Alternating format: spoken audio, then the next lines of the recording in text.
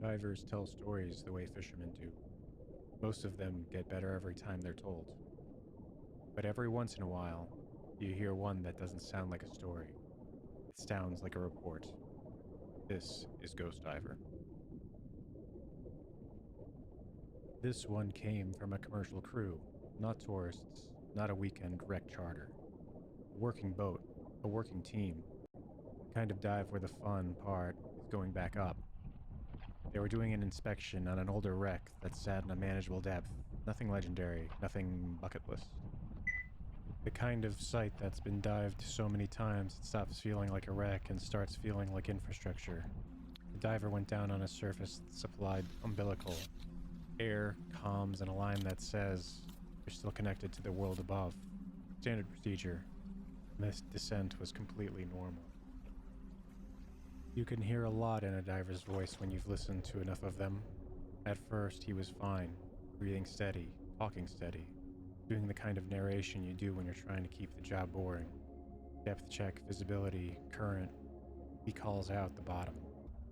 Then the wreck appears, first as a darker shape, then as edges, as detail. And that's when he says it. Not panicked, not dramatic, just like he's confirming something. I'm still on the line. The supervisor replies casual. Copy. Line looks good. A few seconds pass, and the diver says it again. I'm still on the line. Same tone, maybe a little slower. The supervisor asks him what he means. The diver doesn't answer directly. The camera feed shows the wreck. The diver's light sweeps across steel, silt, old growth. Nothing weird, nothing moving. No big ghost moment. But his voice isn't reacting to what they're seeing. He's quiet for a bit. Then, there's another one down here. Supervisor asks, another what? The diver exhales once. The kind of breath you take when you're deciding whether to explain something that sounds stupid out loud. Another line. The supervisor immediately assumes it's debris or an old cable. Wrecks are full of them. He tells the diver not to touch anything and to keep moving. The diver says, I didn't touch it. Then, after a pause, it touched me. On deck, they watch the tension on the umbilical. There's a normal amount of movement, current, drift, the diver repositioning. Then the tension changes. Not a hard yank, not a snag. It feels like weight.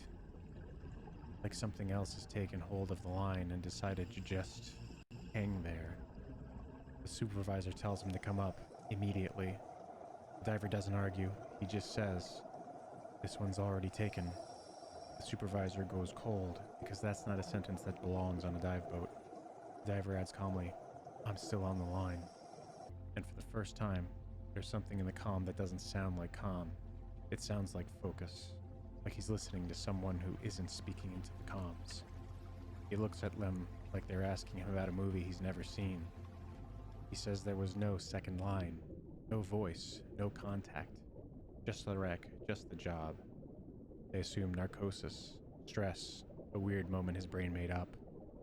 They start coiling the umbilical back onto the deck, and one of the deckhands, someone who does not scare easy, stops, because the outer jacket of the line has marks on it. Not damage, not scraping. Handprints.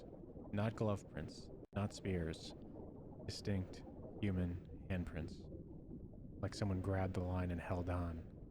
And if you're wondering if it could have been the diver, the prints start halfway down the line, below where his hands could have reached. The report that gets filed is clean. Narcosis, disorientation, nothing unusual found. But the crew stops diving that wreck. Not because it's dangerous, because it's confusing. And in their line of work, confusion is worse than fear. Because fear makes you cautious. Confusion makes you curious.